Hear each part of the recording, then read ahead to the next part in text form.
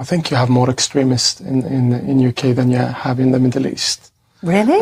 In the name of democracy. So the Muslim Brotherhood, who are the Islamists, who are the main ones, are ruling and controlling in various press when it comes to the Muslim society and community in the UK. Ahmad Taha, a member of the Muslim community in Britain, offers compelling insights into the current issues facing that community, particularly highlighting the severity of anti-Semitism in England, which he believes could be worse than in any other country. He asserts that any nation that allows anti-Semitism to persist is on the path to decline, as this intolerance often marks the beginning of a societal collapse. If such attitudes are accepted here, it's crucial to pay attention to his observations about the situation in Britain today.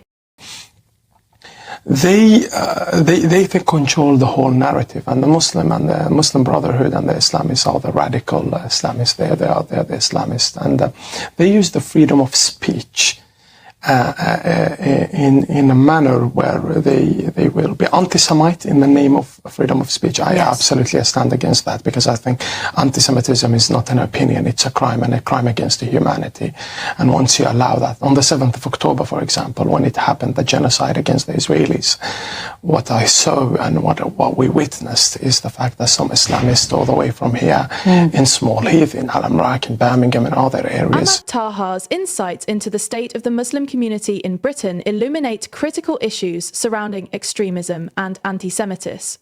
He argues that the UK may have more extremists than some regions in the Middle East, raising alarms about the unchecked influence of groups like the Muslim Brotherhood. This organisation's ability to control narratives within the community is concerning, especially as they manipulate the concept of free speech to promote anti-Semitic views while stifling legitimate criticism.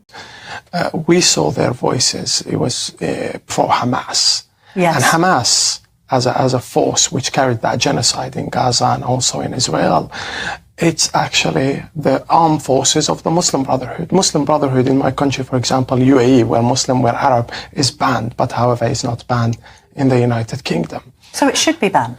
Absolutely, because they use the freedom of speech to censor your right to speak against them. And when they use the terminology Islamophobia, it's just to stop you from criticizing the Islamists and the Muslim Brotherhoods or all form of radicalism. The fact that Islamic Relief, for instance, is registered as a charity here, but all the way in Saudi Arabia, in UAE and other countries is banned because of the investigation that showed that this charity is sending money all the way to some terrorist groups in the Middle East. Yeah.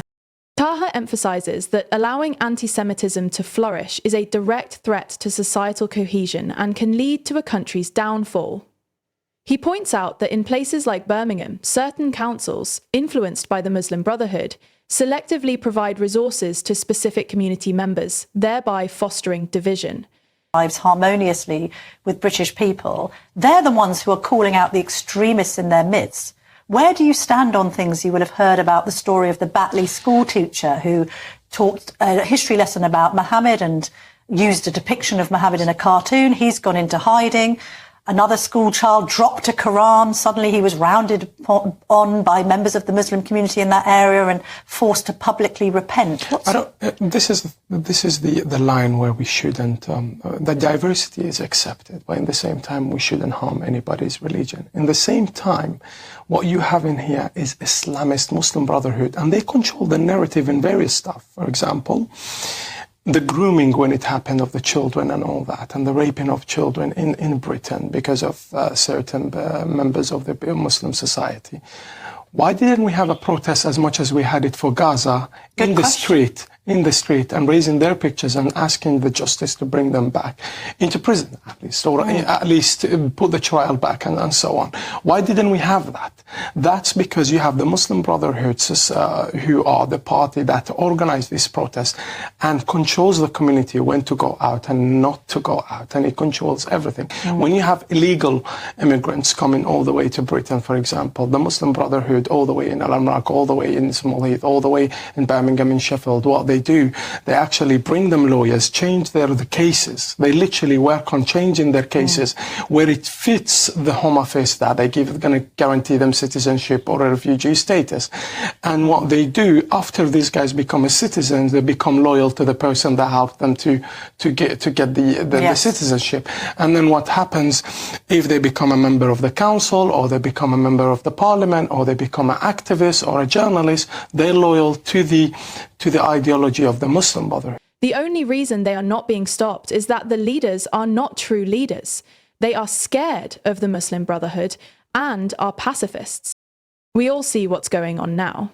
When a leader rises up and positions themselves, stating this is the way it's going to be, things start falling into place.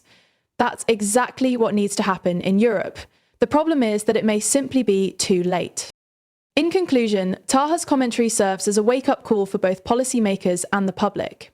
It urges a re-evaluation of how we address radicalism and the importance of fostering a dialogue that promotes understanding without compromising safety and justice. The stakes are high and the need for decisive action is clear.